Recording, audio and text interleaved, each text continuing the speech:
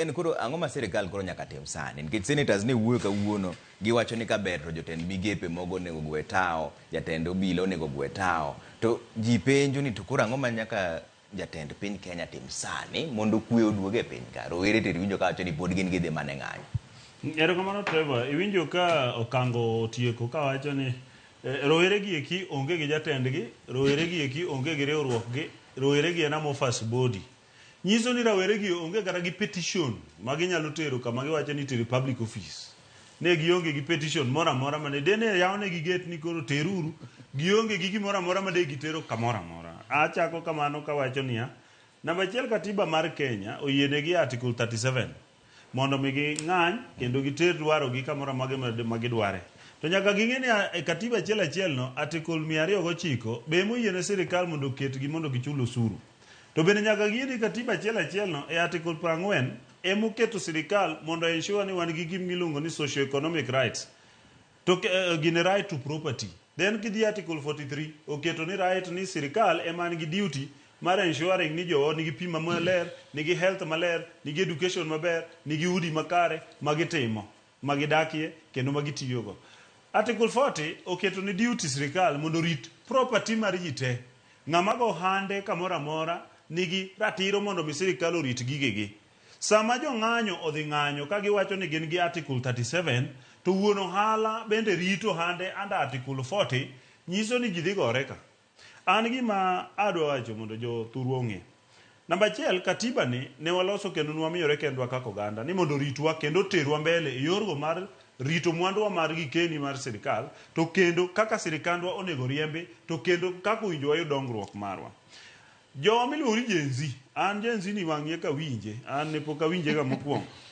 Gen Z ni ka nasome maber wacho ni en ng'at man ochak nyuol 1998 kata 1997 nyaka 2012 wuoyi ni Gen Z king'e buta ka inene ko chalo Gen Z. Ok ene mung'eyo ji manonyuol kata mana ng'at manonyuol higa kata mana ng'at manonyuol higa mar 2000 sani koro jahigni 24. Koro 22 wuora ni okalo higa 30. Koro konya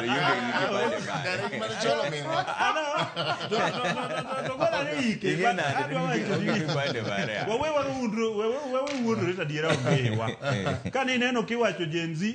An kata sama ne jo media odhi wuoyo gi president e State House na expect journalist ma Gen Z ema nodhi, tiyudo ni onge Gen Z ma journalist. Awro wacho ni niya, katiba mar Kenya wacho ni ng'ama nyalo bedo president e Kenya en higa 35.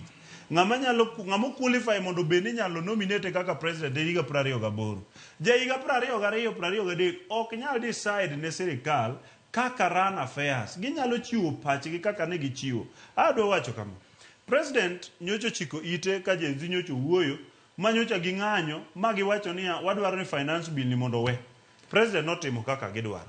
Joma koro donjo ma ng'anyo sani ok Gen Z. Joma koro ng'anyo gin jok mosebedo ka ng'anyo pile, jo Azimio mosebedo ka ng'anyo pile, ma osebedo ka ketho gige ji pile, mosebedo ka ng'anyo kwalo mwandu ji pile, ema koro duogo koro ng'anyo. Gen Z nosewacho makata wuoyi mo ok Gen Z mineno wuoyi ni mama ja Azimio.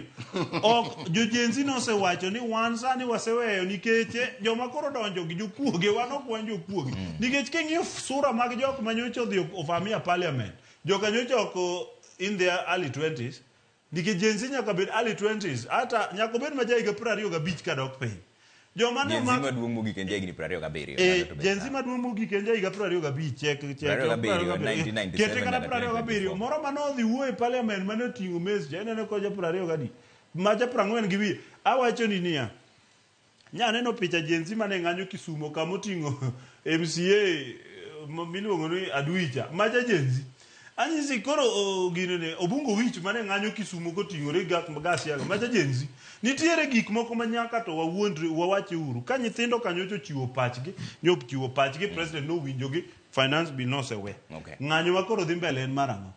Joma koro dwaro winji, joma koro dwaro ni president must go, koro gino kango gini matelo no bayo, koro gidwaro manyo wrong way ma gidwaro right of nikech ni neno nyoro ka Azimio leadership no wuok golo press statement. Ana expect ni kane Secretary General gi jakom wuoyo. Na expect ne gidhi nyiso joka ka ni mondo wabedo gi tolerance. President nose drop finance bill. Gin koka gichako pako nyithindo go jokuogi. In fact jok makoro ne gipako gi jokuogi ok nyithindo ka. Jok malut king'eno Mombasa okango just relax. Mombasa ne en kuogi wango geche ji madhi mbele.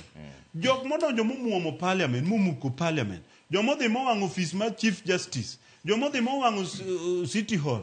Jomodhi mowango gik mang'eny manokethore ka. Idwa luongi ni jenzi. Okay. Ana dwa wacho yena just 1 minute. Awacho ni ya. Wan kaka oganda.